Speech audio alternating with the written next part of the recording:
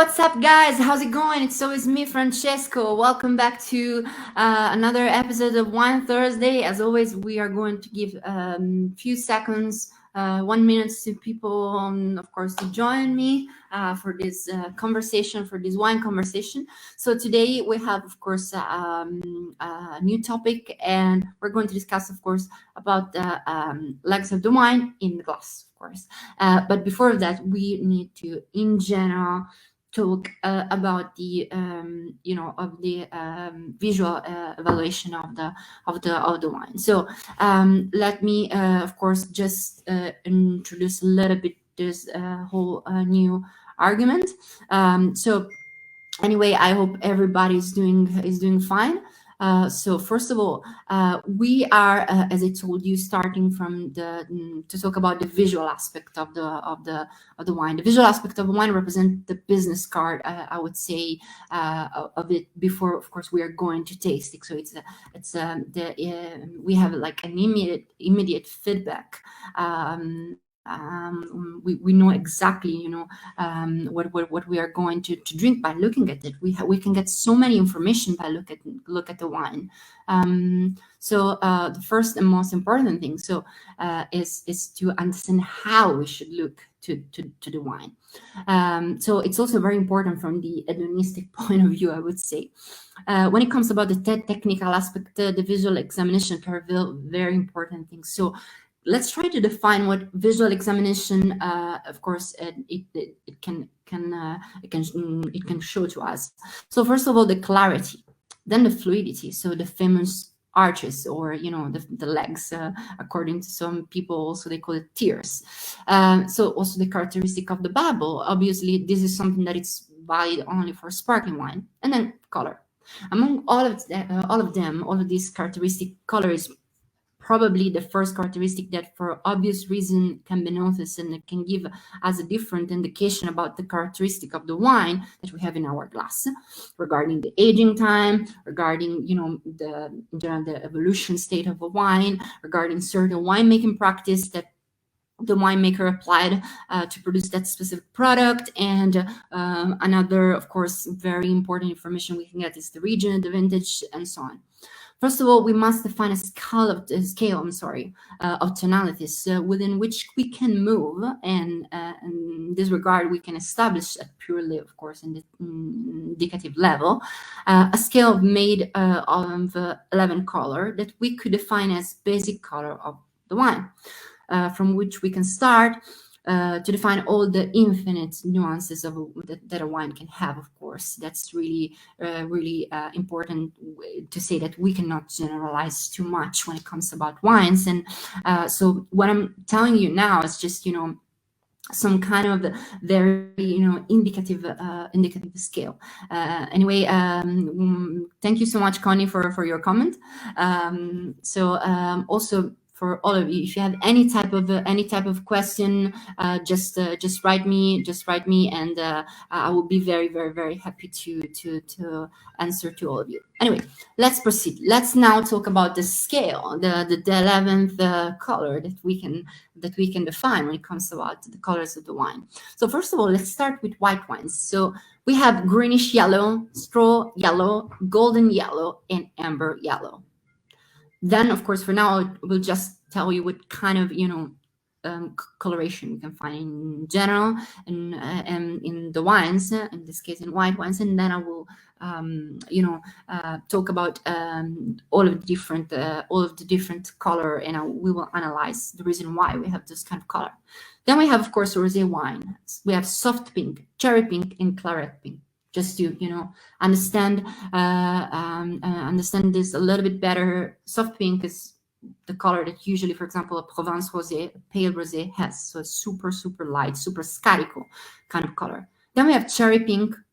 Take, for example, for the people that knows that the Sangiovese rosé from Fattoria di Montemagno. We keep in contact Skin and Juice for quite a long time, I would say, so 12 hours. So there's a lot of exchange of anthocyanins from the skins to the juice. So lots of deep dark colors. So I would say cherry pink kind of color for that. So red wines, so we have purple red, ruby red, granite red, and orange red. In order to appreciate the different nuances, of course, it's very important to know how to evaluate color. We already covered this topic a little bit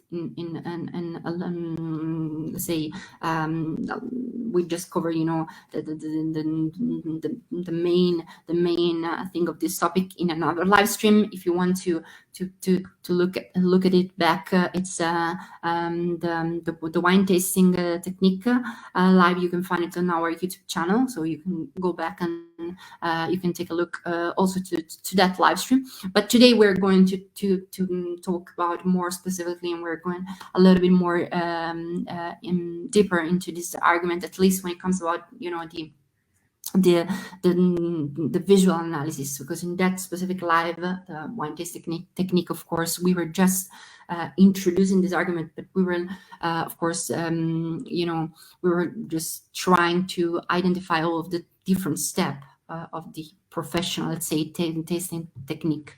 So all the different steps that we need to go through in order to analyze a wine. Now, today, again, as I told you, we are talking about, you know, the visual analysis of a wine. So we're going deeper, a little bit more deep into this argument. So again, we said, so when it comes about the operation of evaluating color, and this operation is done by tilting the glass at 45 degrees over white surface. It's okay, even like a piece of paper, even like a white napkin, I'm sorry, whatever you have. We look at the color through the point of minimum thickness. This is the right point where you can, you know, have, I mean, it is the right point of minimum thickness. What basically we exactly call the nail. Technically, we call it the nail. And here we can best perceive and distinguish the different reflection that characterize the different wines. And it is this reflection that allows us to go beyond the classic subvision, you know, so we can really understand a little bit better the characteristic of that wine. So again, we incline the glass 45 degrees over white surfaces, and then we look through the point of minimum thickness. Again, this is the I mean, this is the point. Right at this point of minimum thickness, we have again that what we call technically the nail. So basically the edge of the wine in your glass, just to explain it in very simple word. Generally speaking, we can say the first terms of the scale seen before. So, you know, we were saying before about the white wine, greenish and straw yellow, and when it comes about, you know, red wine, purple and ruby red, are typical of young wines having a good also level of acidity. At least most of the experts define this kind of characteristic this way. And you know, also this kind of wine often derived from an early harvesting of grapes. So, you know, when the grapes are not fully ripe or mature. For example, a white wine vinified in bianco, so without any contact between skin and juice, will have greenish nuances, whereas a white wine vinified with, you know, the red wine vinification, the vinificazione rosso, so maceration with skin, will tend to have a, you know, straw yellow nuances. So the more pronounced is, you know, the color, the more, you know, intense is the color, the higher the time of contact between skin and juice is. I mean, it was during the vinification process. So in red wines, of course, it's the same. The more you keep in contact skin and juice, the darker and you know, much more intense will be the color. We have a question, we have a comment. So Ekaterina, does a more yellow color automatically mean more oak taste in white wine? So generally speaking, by the way, thank you so much, Ekaterina, for the question. Generally speaking, sometimes wines that, of course, white wines that spend sometimes in the oak has a much more intense yellow kind of coloration. Think about, for example, Chardonnay when it's vinificated in materiali inerti, so for example in stainless steel tank, it's not that intense, the color of the Chardonnay. When, of course, Chardonnay is vinificated, so fermented and vinificated in a barrique, and then eventually also aged a little bit in a barrique, it has a much more pronounced and intense yellow color. So that can also absolutely mean that. Thank you so much, Caterina, for the very interesting question. So from this, we can all learn that every single decision you take during the whole process is going to change drastically the wine, you know. And so when you're going to analyze the final product, even by looking at the color, you can get so many information. I mean, literally, whatever the winemakers did, you can, generally speaking, by evaluating the wine, you can tell it. Of course, you need to, you need to train yourself. You need to study a lot. Of course, you need to also drink a lot of wine. Of course, joking. You should always drink responsibly. But the thing is that you can really get so many information. And again, the visual analysis is so important. So let's proceed. So the last terms of the scale, so therefore golden and amber for white wine and granite and orange for red wines, are typical, of course, of more evolved wine. That's something that we always said. So, however, I would like to make a clarification that, you know, it's very important in my opinion. I told you already earlier today that I think we cannot generalize too much. So color does not tell us literally the age of a wine, or at least, yes, color can tell the age of a wine, but we should know, let's say, more or less how that specific kind of, you know, wine is more or less going to age. What I mean by it, the colors really tells us about the evolution status of the wine, which is a bit different concept. For example, I'll give you a very simple example. Take a Lambrusco, a wine which is usually drunk young and it's not very suited for aging. We show this kind of wine, granite and red reflection.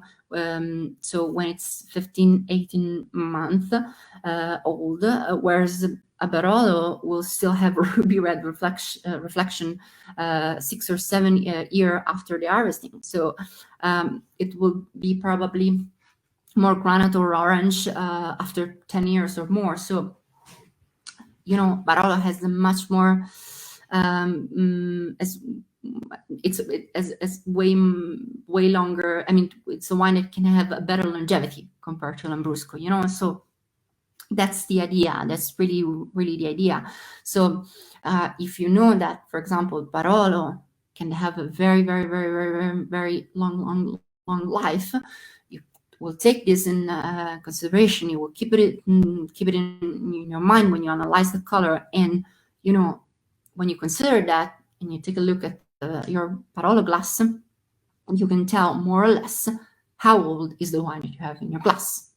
That's the idea. You can say, okay, it's in between, I don't know, 4 and 7 years, 4 and 6 years, and so on. But you should keep on your mind that literally the wine, how the wine that you have in your glass will evolve. That's the idea. So it's a, you know, personal characteristic of every wine, and again, we cannot generalize too much. So also storage conditions have a very important impact and influence on the evolution of a wine. Therefore, a bottle which is badly kept in warm or light will accelerate the evolution process of the wine it contains. So it will alter its color and other organoleptic characteristic. And less time, and it will become old wine at first. Of course, if you want also to know more, a little bit more, like about, you know, wine aging, and also about let's say how we need to, you know, build up a cellar to age a wine. We have, again, on our YouTube channel 2 videos about it. So one is completely dedicated to wine aging process, and the other one, basically, we're going to show the cantinetta d'invecchiamento that we have in Montemaggio, and the cellar where we, the cellar of the owner of Montemaggio, where they keep the bottles, you know, to age and so on. And there literally we cover this topic a little bit more deeply. We have one more question from Ekaterina. Thank you so much again. Does a darker, more intense red or ruby color mean that the wine has a higher alcohol content? So that's of course another very interesting kind of question. And actually Ekaterina wrote, I don't drink responsibly. Yeah, I mean, I think we all sometimes not drink responsible, but of course we should do that. We should really do that. But again, anyway, I have my personal opinion. Of course, wine, when it's a biological product or organic produced product, it's it's in a small quantity, it's also very healthy. So if you drink responsibly, if it's a bio-organic kind of product, it's also very healthy for you. Anyway, going back to the question, Ekaterina. So does a darker, more intense ruby red color means that the wine has the alcohol content? Yes and no. It can be, but yes and no. Later in this live, we're going also to cover another we're going to talk about the legs of the wine, and so we're going to talk about higher alcohol content. So I will answer a little bit much more precisely and a little bit more deeply to your question. Thank you so much for asking. Really appreciate your questions. Thank you so much. So we were saying, of course, that again, if it's a badly kept bottle, and of course it can really we can have a very different kind of evolution in the wine. The wine will be immediately like old at a certain point if it's not very well kept. Proceeding, I would like to talk about again about rosé. So rosé wine, also of course the intensity of color is more related to maturation time. So again, we already clarified that, in the sense that pale pink tonality will be typical of a short contact between mass and skin, whereas a pale pink will be the result of a dark pink will be the result of a prolonged contact between solid and liquid phases during fermentation.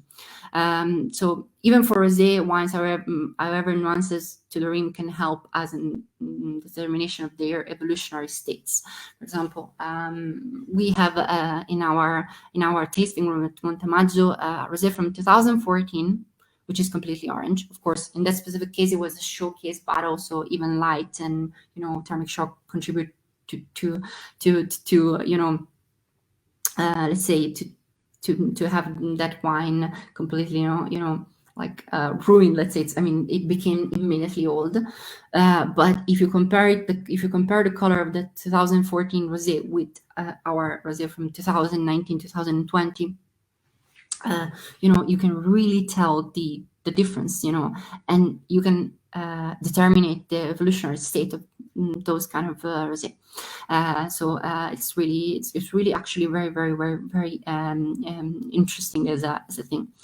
Anyway, so that's the thing. Even the storage place where you age a bottle of wine will contribute so much to the healthiness of the evolution of the wine. We kept that bottle and not in our cellar,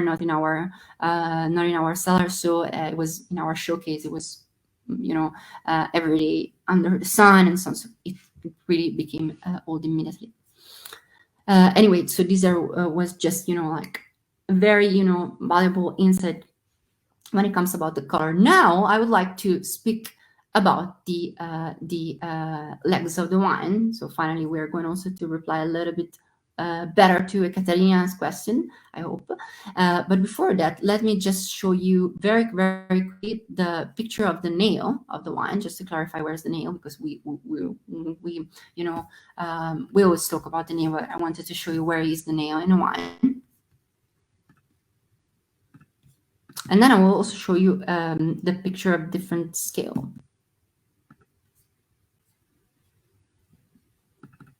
Different scale of color, of course. So this is a picture of the nail of the wine. So that's the nail. So for example, this is a younger wine. This is an older wine. Can you see how much is pronounced the the orange, I mean the granite in this case on the nail, is a little bit more uniform, the color. It's a little bit everywhere the same, more or less. These are the different colors, the different scale. Green, yellow straw, and then we have, you know, this kind of golden, and this amber. For the white, then we have soft pale rosé, claret rosé. This is claret rosé, and that's the cherry. And this is the scale of red of, you know, the scale of color of red wines. Okay, let me also show you this, which is the legs of the wine in your glass. So now we're going to cover this argument because I actually saw that many people were constantly asking about, you know, the legs of the wine and so on. And so I thought, okay, probably it's going to be pretty interesting as an argument. So let me stop to share the screen. Okay, I think there we go.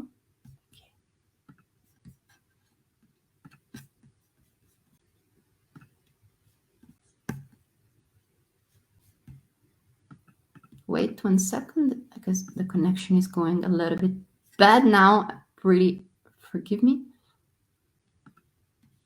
Okay. There we go. I think connection is okay now. So again, we're trying to learn together how to read the sign of the wine in the glass. So now we're going to talk about bows and tiers. So with the simple, with the simple trick, you're going also to learn how to understand the alcoholic component in a wine. So by swirling the wine in the glass, you will be able to discover, literally just by looking at it, whether the wine you're about to taste is a full body wine having a very high alcohol content or not. So yeah. Now we're also going to reply to Ekaterina's question. So with the simple action, in fact, wine will leave marks on the side of the glass. There are, the famous arches, the famous tiers that people, always talk about it. Anyway, this is not related with quality. I also heard lots of people that think that, generally speaking, the legs are going also to give you some information about the quality of the wine. I don't really think they are going to tell much about quality, I would say. They can tell you alcohol content, but even that kind of specific case, I would say probably anyway, we cannot generalize too much, but that's always true in wine and wine tasting technique. But anyway, let's dive into it. Let's try to go a little bit deeper into this argument. So in case after like having swirled the wine in your glass, it is noticed that few little arches have formed and tears are quickly flowing down. It means that the wine you're about to taste has a low alcohol by volume. Usually this happens with wines ranging from 11.5 to up to 12%, and probably it will not be a full body wine. So now we are actually answering to Ekaterina's question. So yeah, usually a darker, bigger body, intense kind of wine, thick wine, can have a little bit more alcohol content, absolutely. Again, if you see just few little arches, tears are quickly flowing down, it's probably should be around 11.5, 12, and probably will not be a full body wine. When instead, bows are thick and tears are slowly flowing down, you're about to taste probably more alcoholic wine, for sure more than 13% of alcohol, and it will be probably full body wine. So this is something that it's really important to keep on our mind. Again, we cannot generalize. This is just a general technique, and we cannot generalize. Okay, so that's the idea. We don't do that. We don't do that with sparkling wine. So let's not make this mistake. We don't swirl sparkling wine in the glass for any reason.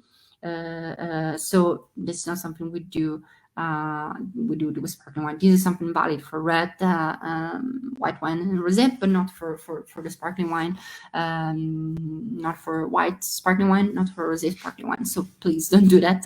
So this is just as an information.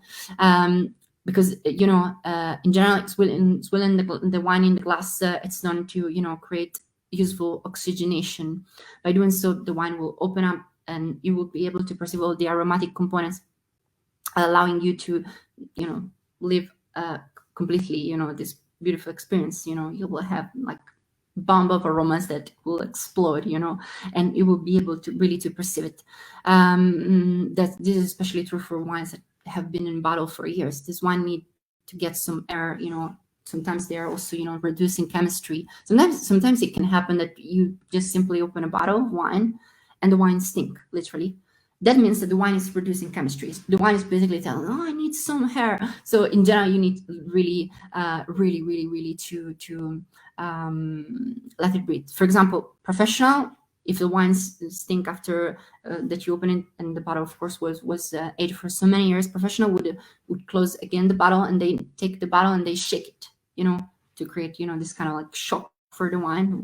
Then you open it, let it breathe, maybe in a decanter, maybe you also filter, and so on, and then you pour it, and the wine it's perfect. It's open. You can bomb like an explosion of aromas.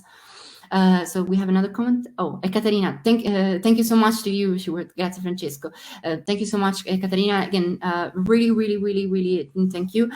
We are always so happy when people participate to our wine discussion, because again, wine is something you really need to discuss with people. You need to also, if you want to improve your wine tasting technique, your knowledge, or just simply if you want to enjoy a little bit better the experience, you need to discuss about it with people. That's the main idea. So again, thank you so much. Anyway, so today we just we just learn a little bit better how we can evaluate a wine from the visual point of view. Again, if you are interested in the whole step of degustation, the different step of degustation, we have the YouTube video about it. You can find it, and you can also have some valuable insight about all the different steps, all the different kind of thing you need to do when it comes about wine tasting technique. So this was much more like a chat, like a wine discussion about the evaluation, the visual evaluation of a wine. Anyway, for today it's everything. Thank you so much. I was very happy. Again, we're now it's full time, so we decided to go back and do a little bit like longer version of live stream, and we're home at this time with our families and friends, and maybe having a glass of wine. So it's also nice to have some kind of thing maybe in the background and listen to it. We thought, okay, well, let's do it again, the longer version, and hope you enjoyed. If you have any type of question for me, as always, we have the Facebook group Friends of Montemaggio, so it will be a very easy and closer interaction. So we have another comment. I'm sorry. So Dan and Lambert Porter, salutes Francesco. This is such an interesting chat and so informative. Thank you so much, Danny. Really thank you. Whenever, of course, you have something to ask, just write to us. Again, Facebook group, or even under the post of the live in the comment section. I will be so happy to reply to all of you. So again, for today's everything, thank you so much. See you next time. Peace. Ciao.